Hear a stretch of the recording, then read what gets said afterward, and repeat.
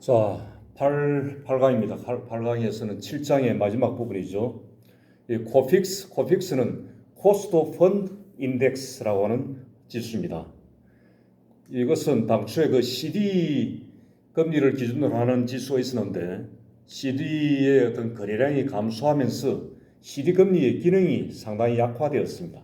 그래서 CD 금리를 대체할 새로운 지수가 필요하게 되어서 이렇게 9개 은행이 자금 조달 비용을 가중 평균해서 만든 것이 코픽스입니다. 그리고 8개 은행, 9개 은행이라는 것은 근데 그 중에서 하나와 외환은행이 합병하면서 지금 현재 8개 은행이 되었죠.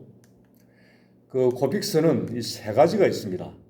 잔액 기준 코픽스, 신규 취급 기준 코픽스, 단기 코픽스 하나 있는데 잔액 기준이라는 것은 8개 은행의 각각 월말 잔액에 대한 조달 비용을 가중 평균한 것입니다. 그래서 신규 취급 기준이라는 것은 월 중에 한 달 중에 신규로 조달하는 자금 비용에 대한 가중 평균. 그다음에 단기는 한 주 중에 신규 조달 자금 비용에 대한 가중 평균이다. 단기 부분이 가장 변동성이 높죠. 잔액 기준은 그동안에 계속 남아있던 그런 월말 잔액을 총 전체를 가지고 하니까 전체적으로 변동성은 좀 낮습니다. 자, 여기에 그 자금 조달 비용 가중 평균하는 대상 금융 상품이 뭔가 하는 겁니다. 이 대상 금융 상품은 8개 은행이 취급하는 정기예금, 정기적금, 상호부금 등 이러한 대상 상품에 대해서 월말 잔액, 월중 신규 등에 대한 어떤 기준을 해서 이렇게 3개의 코픽스를 만들어서 여기에 은행연합회가 고시를 합니다. 여러분들은 고시된 내용을 보고 알 수 있겠죠. 잔액 기준하고 신규 취급 기준은 매월 15일에 고시를 하고 단기 코픽스는 매주 수요일에 고시를 합니다. 코픽스라고 하는 그 인덱스 그 기준을 코픽스 지수를 여러분들 좀 알아둘 필요가 있을 겁니다. 장차. 자, 모기지론의 형태를 상환 방식에 따라서 구분해 보았습니다. 책에 있는 내용은 아닙니다만 이것을 여러분들 같이 좀 알아둘 필요가 있을 겁니다.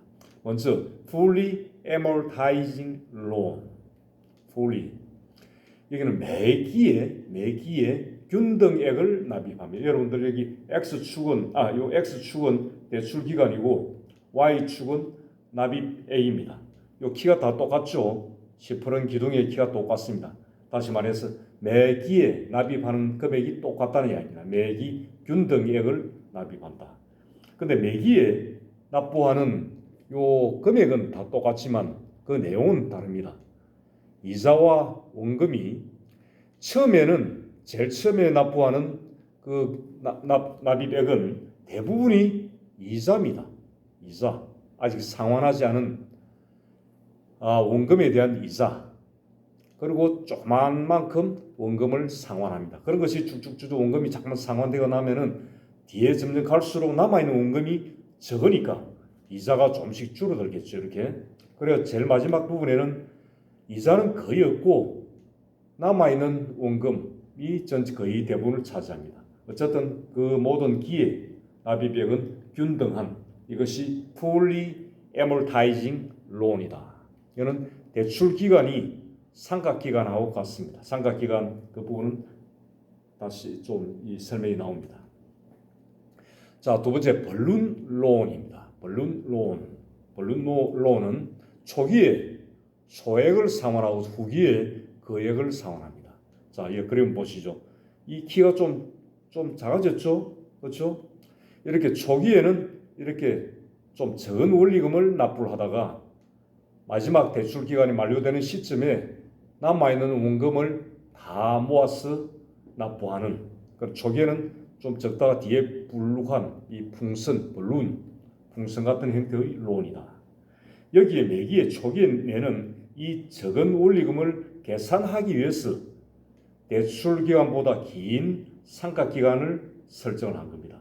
예를 대출 기간이 20년이라 하면은 상각 기간은 뭐 30년이든 40년이든 서로 간에 약정한 그 기간을 이렇게 길게 잡아놓고 마치 요 긴 상각 기간 동안에 원리금을 내는 것처럼 이렇게 매기의 원리금을 이렇게 적게 산출하는 거예요.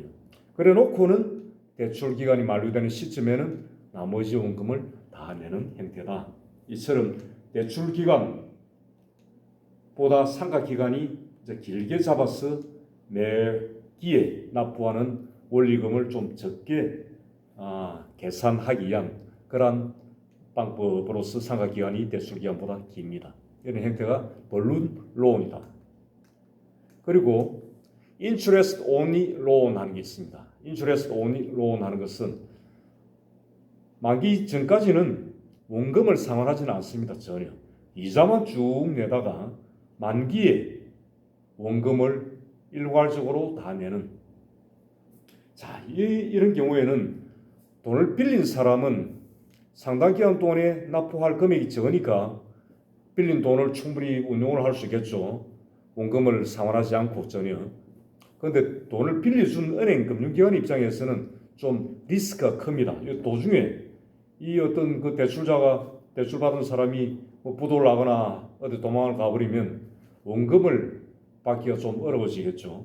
그런 리스크를 감안하여 이런 경우에는 이자가 좀 더 높아지겠죠. 그렇죠?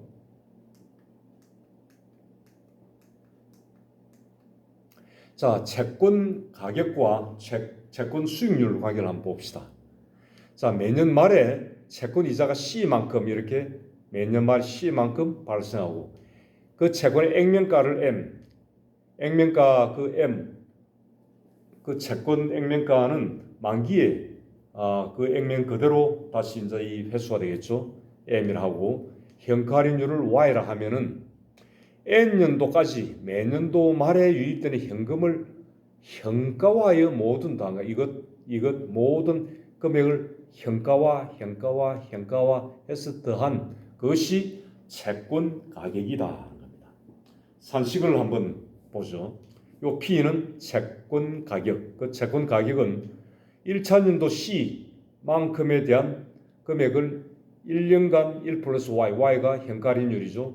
현가할인율을 1 플러스 Y, 현가할인율을 해서 나눠주는 것이 1차년도 C의 현가입니다. 그 다음에 2차년도는 1 플러스 Y를 제곱한 꺽쇠, 이것은 제곱이란 이야기죠. 이 승이란 이야기죠. 분모를 1 플러스 Y의 제곱분의 C, 3차년도 1 플러스 Y의 세제곱분의 C, 쭉쭉쭉쭉 이래서 N차년도에는 1 플러스 Y의 N승분의 C까지가 이자를 다 현가화한 합이죠.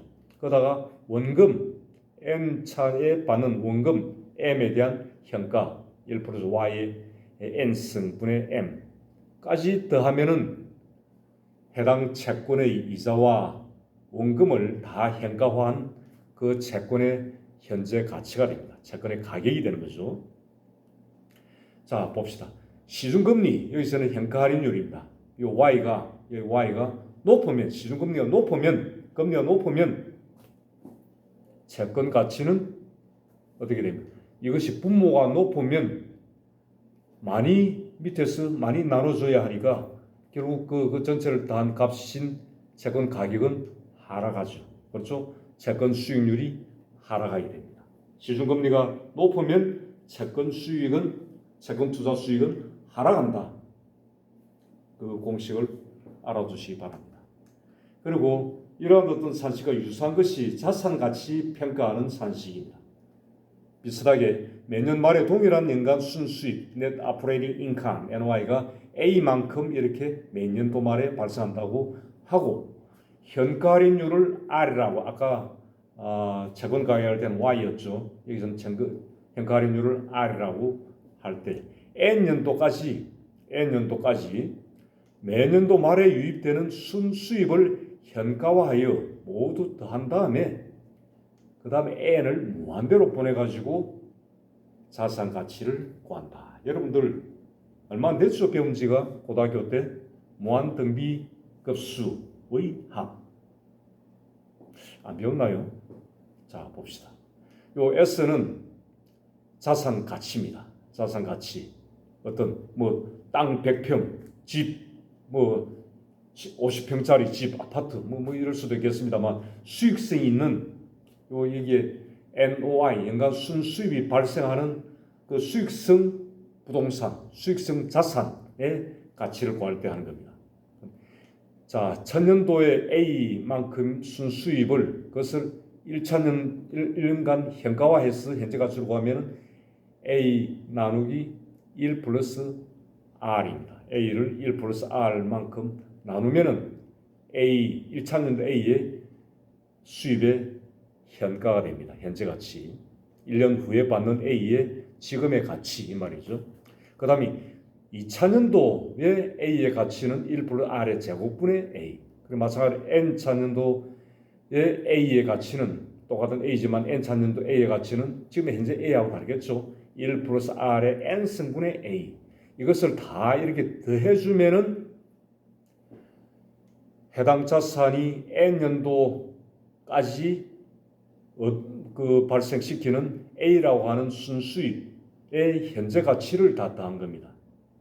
근데 그것을 양변에다가 1 플러스 R을 나누어 줘 봅시다. 요 좌변에도 1 플러스 R을 나눠주고 요 우변에도 각 항을 1 플러스 R을 나눠주면 여기서 1 플러스 R이 1 플러스 R의 제곱이 되겠죠. 분모 부분이 1 플러스 R의 제곱은 1 플러스 R의 세제곱이 되고 마찬가지로 1 플러스 R의 N승은 1 플러스 R의 N 플러스 1승이 됩니다. 이래 놓고 2식에서 1식을 빼봅시다. 이렇게 2식에서 1식을 그대로 빼면은 요 좌변 여기서 이걸 빼면은 1이 되죠. 그렇죠? 그 다음에 우변 여기서 요 우변 1식의 우변을 빼면은 자 보죠. 요 놈하고 뺄 건 없지만 요 두 번째 얘하고 얘는 똑같죠. 그래 여기서 이걸 빼버리면 서로 상기가 되어버리겠죠. 세 번째도 마찬가지 이렇게 해서 1 플러스 R N 승분의 A까지도 다 날아가 버립니다. 서로 상계돼서 남는 것은 요 놈하고 앞에 1식의 앞에 있는 요 놈하고 요 두 개가 남죠. 그래서 정리를 하면은 요 놈이 이거고 A 1 플러스 R분의 A 하는 것은 이겁니다. 이거죠. 이 두 개만 남습니다. 이것을 좀 정리를 하면 이렇게 되겠죠.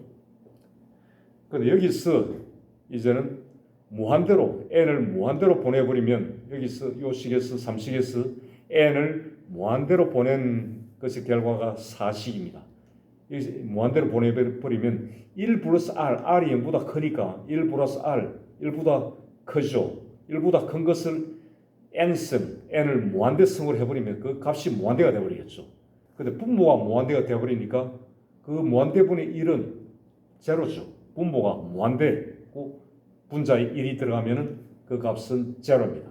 다시 말해서 이 값이 제로가 되고 빼기 1은 그대로 적은 거죠.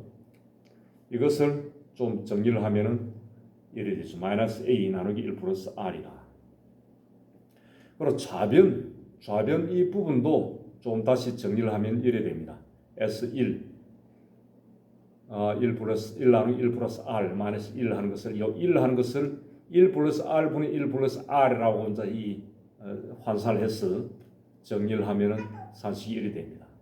그래 이것은 결국 이것이다 하니까 여기서 양변에 1 플러스 R이라고 하는 분모가 있으니까 이것을 서로 다 1 플러스 R을 양변에 곱해서 없애버리면은 결과적으로는 없애버리고 요 부분을 이렇게 나눠주면은 S는 마이너스 A, 요 남는 것은 마이너스 R만 남으니까 R을 요 분모로 보내버리면 마이너스 R분의 마이너스 A. 다시 말해서 R분의 A다. 아주 간단하게 됐죠. 정리를 하면은 매년도 말에 A만큼 순수입이 발생하는 자산의 가치는 현가 할인율 분의 매년도 받는 순수입이다 하는 아주 간단한 식이 된다 하는 겁니다. 이 자산가치 평가를 하는 요 산식입니다. 이것도 여러분들이 참고로 알아두시면 좋겠습니다. 자, 이상입니다.